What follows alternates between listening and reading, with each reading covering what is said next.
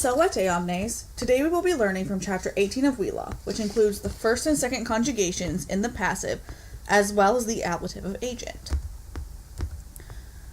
There are two voices in Latin, active and passive. As of now, all of our verbs have been in the active voice. In the active voice, the subject performs the action of the verb. When the verb is in the passive voice, the subject is passively acted on. Only transitive verbs, which are verbs that can take a direct object, can be passive. To make verbs in English passive, we use a form of to be. You can see this in the examples on your screen. The phrase Caesarem admonet is active since the subject is doing the action of the verb. He warns Caesar. When made passive, Caesar admonetur, the sentence is now translated Caesar is being warned, wherein the action of the verb is being performed on the subject. Let's look at another example. In the sentence Patriam conservabit, the verb is active.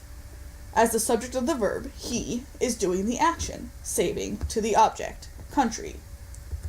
This is reversed in the passive, patria conservabitur. The subject, patria, is being acted on by the verb, is saved. It is passively receiving the action of the verb. Forming the passive in the first and second conjugations is easy. You just substitute the new passive endings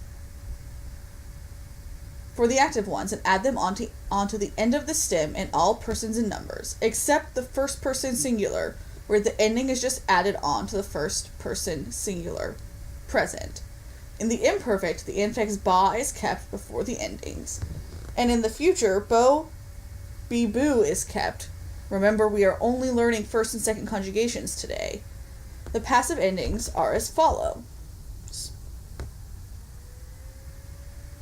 Are in the first person singular, ris in the second person singular, tur in the third person singular, mur in the first person plural, mini in the second person plural, and intor in the third person plural. You will want to memorize these endings. Let's look at an example from both the first conjugation, laudo, and the second conjugation, moneo. The present passive of laudo is as follows.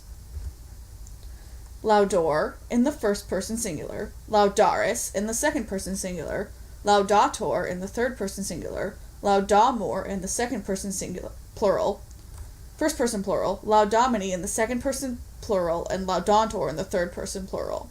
It would be translated as, I am praised, you are praised, he, she, it is praised, we are praised, you all are praised, and they are praised.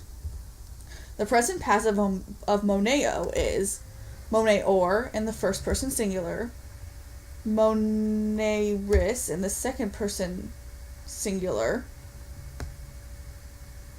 monetor in the third person singular, monemur in the first person plural, monemini in the second person plural, and monentor in the third person plural. It would be translated as, I am warned, you are warned, he, she, it is warned, we are warned, y'all are warned, and they are warned.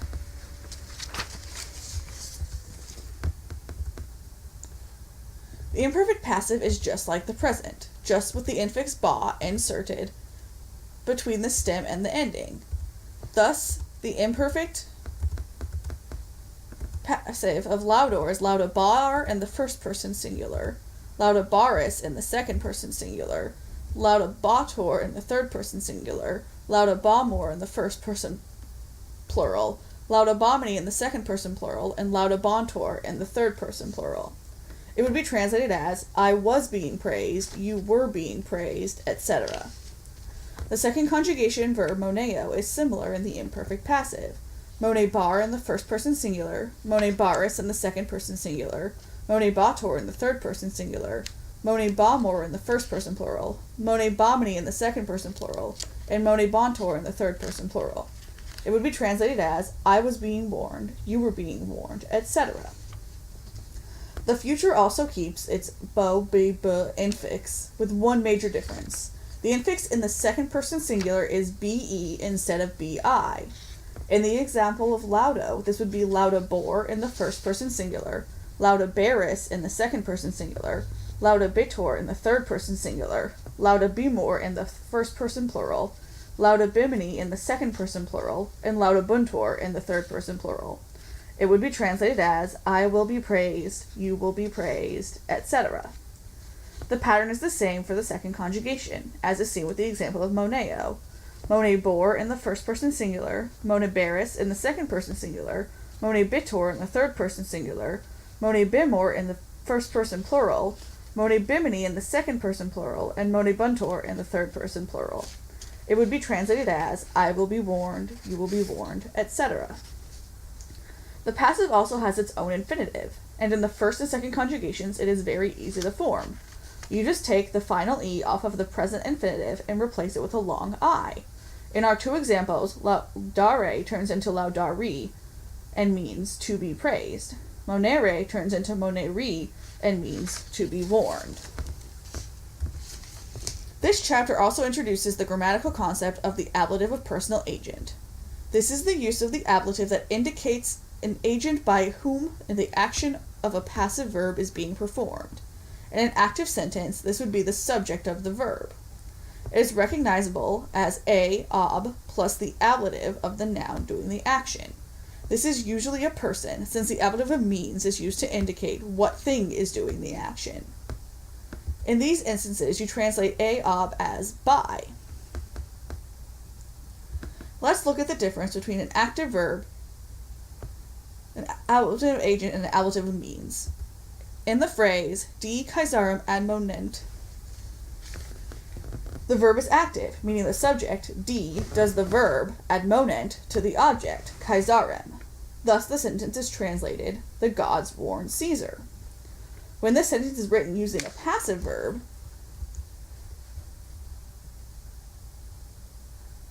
Caesar becomes the subject. The verb uses the passive endings admonator, matching the person number of the subject, and the gods are indicated as doing the action of the verb by the ablative of agent, of plus the ablative.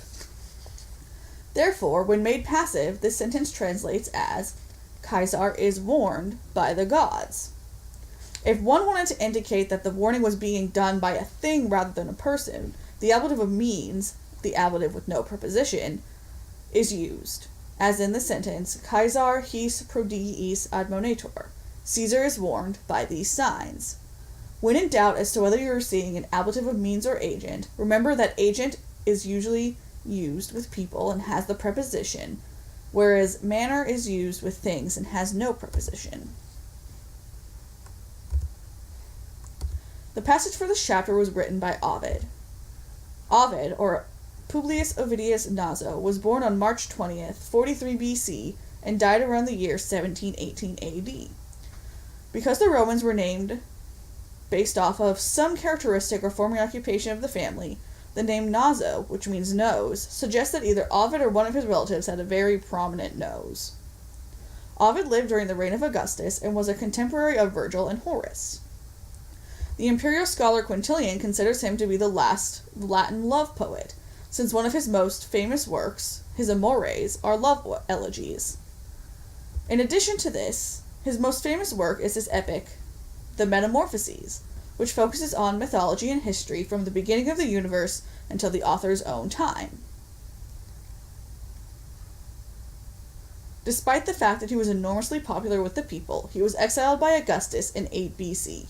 We do not know why he was exiled. All Ovid tells us is that it was because of a carmen, a song, and an error, a mistake, but we do not even know what song or what mistake this is referring to. That's all for this chapter. Be sure to start working on your worksheet. Volete omnes!